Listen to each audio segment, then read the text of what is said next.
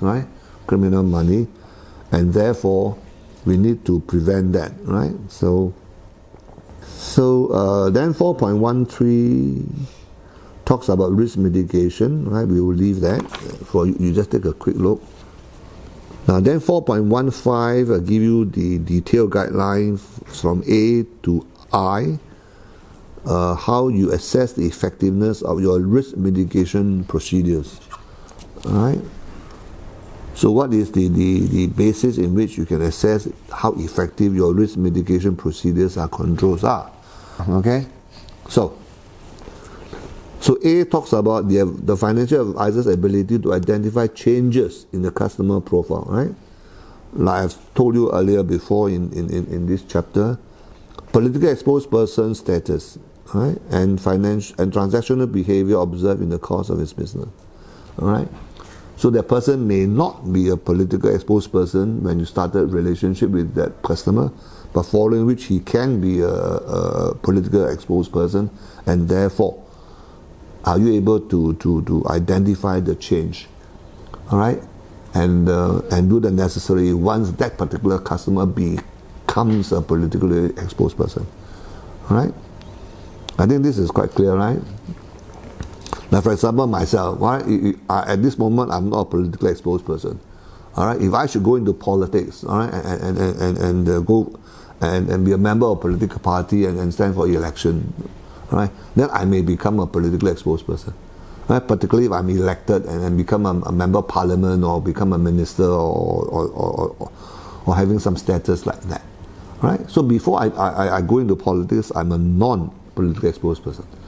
But after I've gone into politics and become a minister or a member of parliament, right, therefore I am a politically exposed person, right? Now are you able to identify that change, right?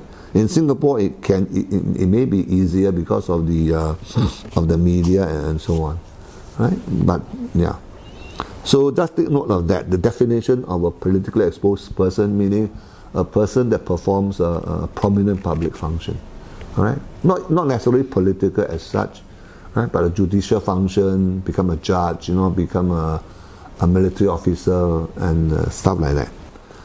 Okay, so that is to show how effective your risk identification and risk mitigation procedures. And then B, any potential for abuse when you start new business initiatives, new products, new practices, using new technological based delivery of products and services. Any abuse that can come from such new initiatives, right? Then C, compliance arrangements in terms of the internal audit or the quality assurance process. All right, the independence of your audit committee, whether suitably qualified persons are in the audit committee, and their independence in particular are key. Right? Then I mentioned about technology-based automated solutions. Right, you change from manual-based or people-based to technology automated base, right? So the changes will carry with it, all right, certain risks that you need to be aware of, and to formulate and develop procedures, processes, and controls to mitigate such risks with these changes, right?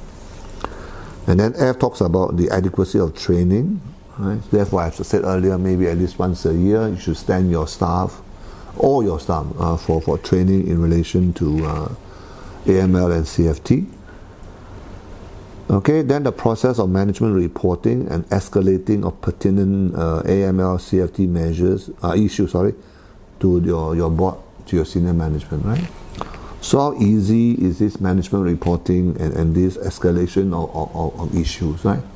Well, in some financial advisor corporation, it may be quite sticky, right, to escalate. So that should not be the case, right?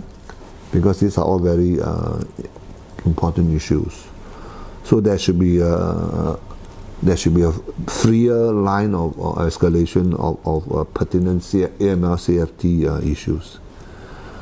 All right. Then of course the coordination between the financial advisor and the authorities, MAS, CAD, STRO, Okay, so your compliance unit or your legal and legal unit or the risk management unit must have open communication channels with the relevant parties, right?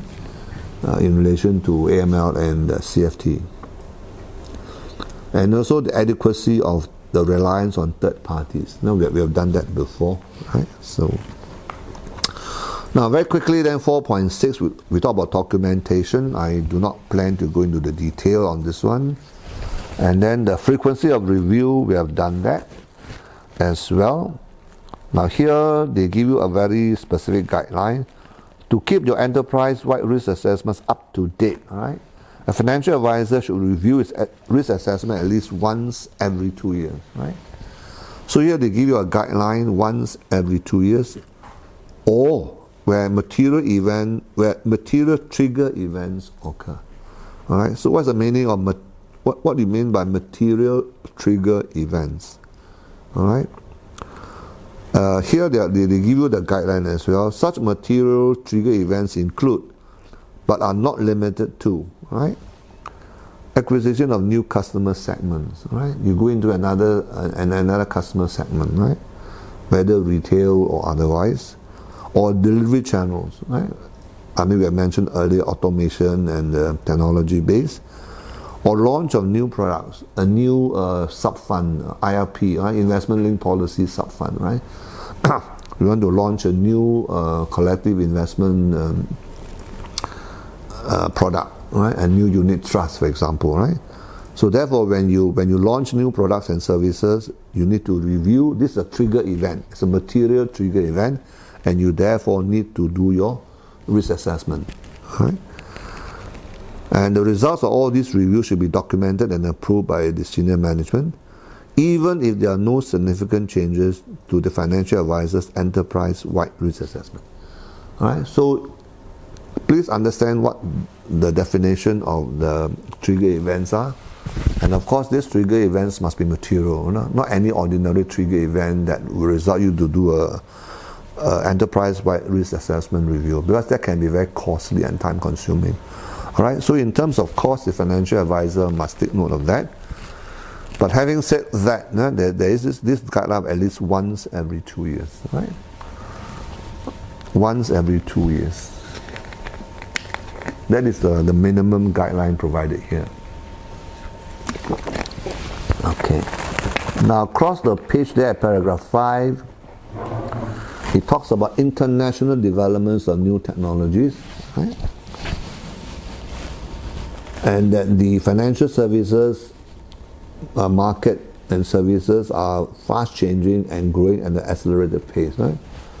New products are coming up very fast, right? New services, then new technologies. So as far as paragraph 5 is concerned, so you take a look at it, right, in terms of the new delivery mechanism which has been set out in paragraph 5 in relation to online financial products, right? Nowadays, you can see direct life insurance policies online and other types of financial services that you can do on your own online. So what are the risks involved there in terms of AML and CFT requirements? Okay. Then paragraph 6, very quickly, customer due diligence. Okay, so I'm going to leave you with that one. And 6.21, I just want to highlight that a financial advisor need not perform CDD measures where the financial advisor solely prospects natural persons, legal persons, or legal arrangements, underline the next word, without the provision of financial advice. So you are doing just prospecting and without giving financial advice, then the answer is fine. At that point in time, I must repeat, at that point in time, there's no need to do customer due diligence. Right? Here we may be referring to the work of an introducer. Right? So if the introducer were to refer a client to you, at that point in time, right, then the introducer does not and should not and shall not give advice or recommend a product. So at that point in time, then CDD may not need to be performed.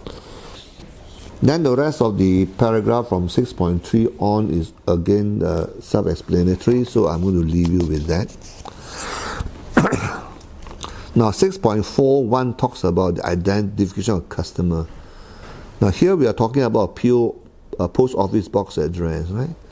So in relation to a PO box office address, it should only be used for some countries, for some jurisdictions, where the residential address, for example, street name, house number, block number, is not applicable or not available in the local context. Right? So in some jurisdictions, they only have a PO box number, so that's that.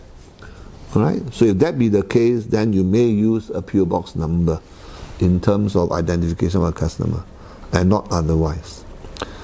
In any event, the financial advisor should obtain a customer's contact details, such as personal phone number, office phone number, or work telephone number, meaning to say that this customer must be contactable.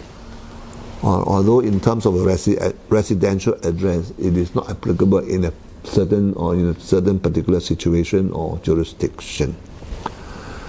Okay, so then 6.5 onwards is similar to what we have discussed in the notice provision in terms of a customer being a legal person or a legal arrangement. Alright. Similarly, a risk-based approach must be used if you are looking at identifying a customer that's a legal person or legal arrangement. Alright. So how do we identify these people? Alright, but these are all like corporations, fiducie, Armstad, and all those things that I've explained to you earlier. Alright. So these are legal person or legal arrangement, right? Companies, all right, foundations, trusts, all right. So when you're talking about legal person or legal arrangement, then apart from the risk-based approach, then you need to identify them using publicly available sources, all right? Incorporation documents, all right? Any deeds, title deeds or whatever deeds that you can look at. Alright, in fact, they give you the example such as databases, company registries, annual reports, and any information that can be substantiated by the customer. Alright, so that is the identification, alright, in terms of a legal person or a legal arrangement. Now 6.5.3 in relation to legal arrangements says that the financial advisor shall perform, alright, by identifying who are the settlors, right? I think I've gone through this earlier before. So you're talking about a legal arrangement like a trust, right? Then who are the settlor of the trust, right? The trustee, the protector, etc. And who are the beneficiaries, right? And who are the ultimate ownership, ultimate control of the trust, right? Or the agency or the foundation or whatever under a legal arrangement, right? So that's required by 6.13 of the notice. Okay, so that's in terms of that. And then 6.6 talks about the verification of identity of a customer. Now here we have done that as well earlier, so I just move on. Okay, so yeah. Now I just want to highlight 6.6.4. Now, in exceptional circumstances where the financial advisor is unable to retain a copy of the documentation used to verify the customer's identity, all right. So you are able to verify the customer identity from a document, but you cannot retain. Then what do you do? All right. So the the financial advisor should record the following information that the original documentation has served to verify. Alright, so where's the source of your verification, alright, in terms of the identity of the customer? Alright, you need to identify the customer, you need to verify the customer's identity. So here we are talking about verification.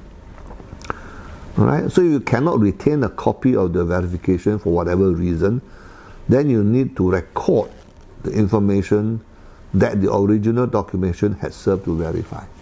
Right. B. Title and description of the original documentation produced to the financial advisor's employee or officer for verification, including any particular or unique features or condition of that document. Example, whether it's worn out, whether it's damaged, whether it's blurred, right? Or whether some ketchup has dropped onto the document, you cannot see properly, something like that, right? So end of the day, you need somebody to say categorically, look, I have verified this particular document, and there must be a record of such performance of verification. All right, and then C, reasons why a copy of that document could not be made for whatever reason. All right, and lastly, the name of the financial advisor, employee, officer who carried out the verification process. All right, who is this person who did the verification? And importantly, a statement that by that employee or officer certifying that verification of the document against the documentation and the date of the verification. All right, that means this employee or officer must be able to say that, look, I have verified this document on this day at this time, all right, and therefore the verification process is complete. All right, so that is in terms of the extent of verification that a financial advisor has to do, all right, to follow this particular guideline and this notice relating to money laundering and terrorism financing. Okay. So 6.6.4 is an important guideline for FA and FA representative to take a look at. Okay. Then 6.6.5 is regard to reliability of information and documentation. We have been passing on through this. Right? So when you're relying on a third party, you should ensure that the data, documents or information or document is current at the time they're provided to the financial advisor. Right?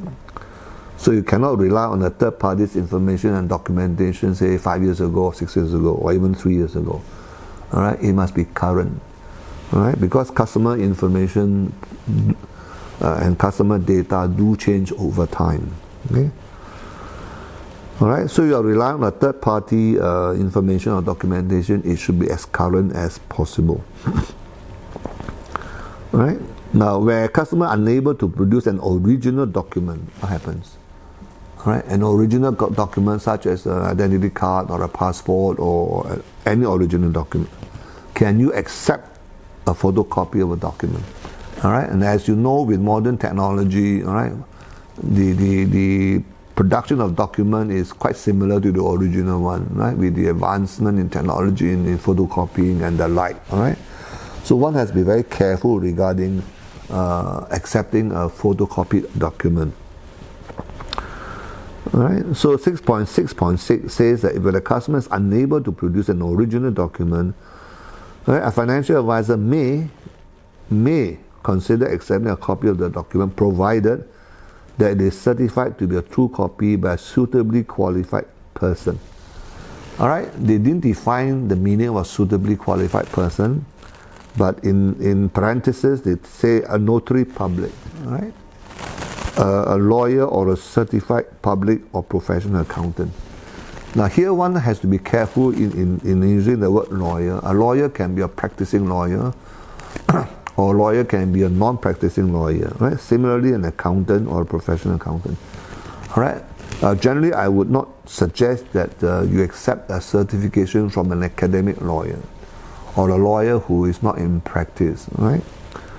Or even an accountant. He or she may be qualified as an accountant, but if he or she has not a practicing certificate, like for example, a practicing certificate to be an accountant, or practicing certificate as a lawyer, then that may not be a suitable person. Right? So therefore, it must be certified by a suitably qualified person. Notary public is fine, right? A commissioner oath is fine. Right? Normally, a practicing lawyer is a commissioner oath, so that's fine. Right? And somebody who are licensed to do practice. So the responsibility will lie on this particular person. This particular suitably qualified person, either a notary public or a commissioner oath for oath, a practicing lawyer, a practicing accountant.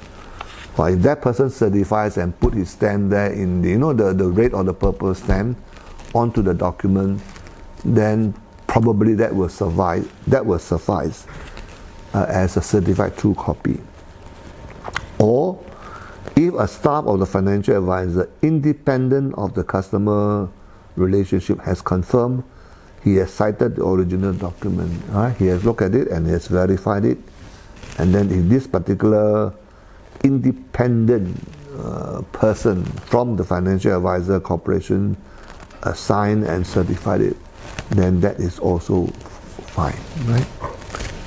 That means a sales representative himself or herself or related person cannot be the certifying person. It must be somebody independent. Okay, maybe a lawyer from the legal department who is not involved in that particular trade or transaction or that relationship. Then that person may be a suitably qualified person. Right? Okay, so that's in terms of reliability on information and documentation of third parties. If you cannot have a copy of the original document. Now, what happens if the document is in a different language than the English language? All right, that's 6.67. So where document is in a foreign language, then how? Right, it's in, for example, Chinese, all right, or in Indonesian, or in the Malay language, or in the Thai language, or in the Vietnamese language, then how?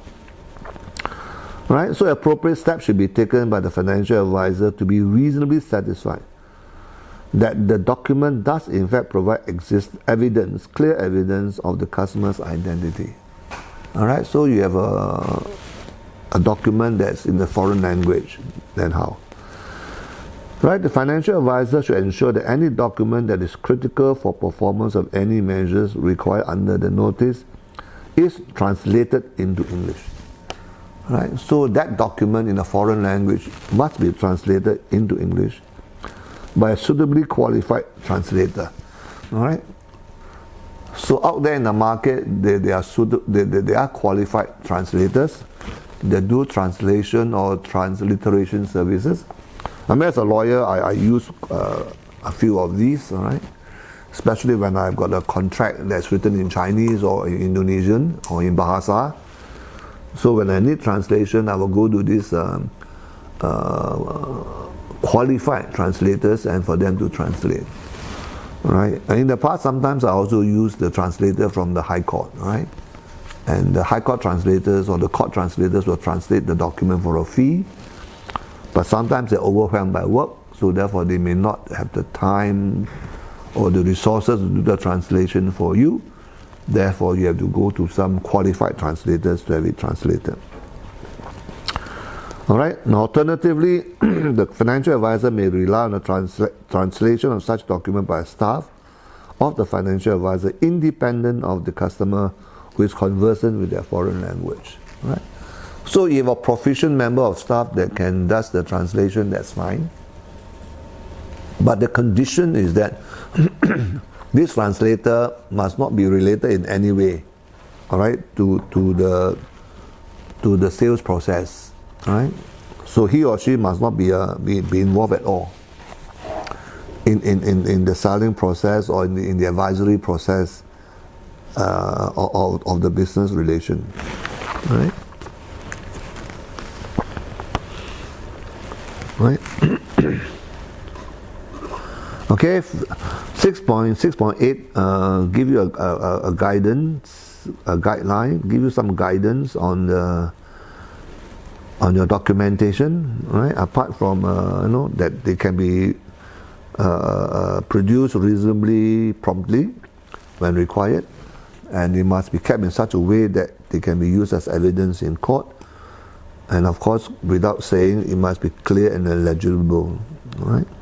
So we move on. Now similarly, then you have 6.7, again the same issues about identification and verification of natural person appointed to act for a customer's behalf.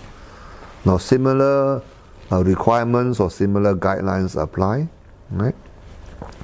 Now there's one key point at 6.72 I would like to draw your attention to.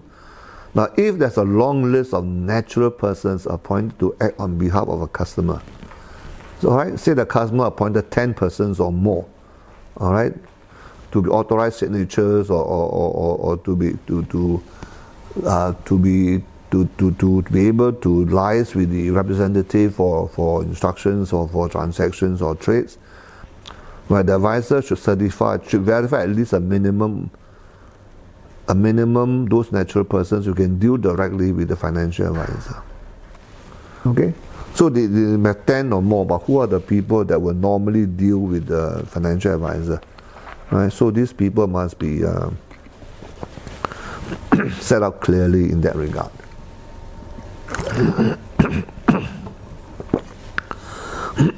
Okay, now moving down the line at 6.8, it's the same issues of identification and verification of identity. Now with this regard, we're looking at beneficial owners. Alright, so beneficial owners, again, look 6.8.1, you can see very clearly, notice are not alternative measures. The CDD measures are not alternative. Alright, but they are cascading measures with each to be used where the immediately preceding measure has been applied but has not resulted in the identification of the beneficial owner. So you'll keep on going until you can get the identity of the beneficial owner and you'll be able to verify the identity of that beneficial owner. Okay? So the issue is still the same. Who is the beneficial owner? So again, 6.82, it provides you ultimately owns the legal person or the legal entity. Right? The shareholdings within which the ownership structure of the legal person or legal arrangement should be considered. Right? So when you're looking at the beneficial owner, in terms of a legal arrangement or legal person, so who is this person that has final control, final say in the company, right? Who will benefit from whatever transactions or trades or deals from the relation with the financial advisor. Here the guideline given to you is any person owning more than 25% of the legal person or legal arrangement. Alright, so the threshold is 25% or more than 25%, right? So that is the threshold where you will consider that person is a beneficial owner, right?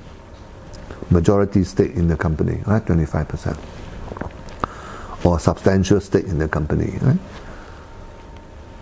Taking into any account any aggregated ownership for company with cross shareholdings, right? So related person, right? I may owe 10%, my wife may owe 5%, and so on. So therefore, in the aggregate, right? What is the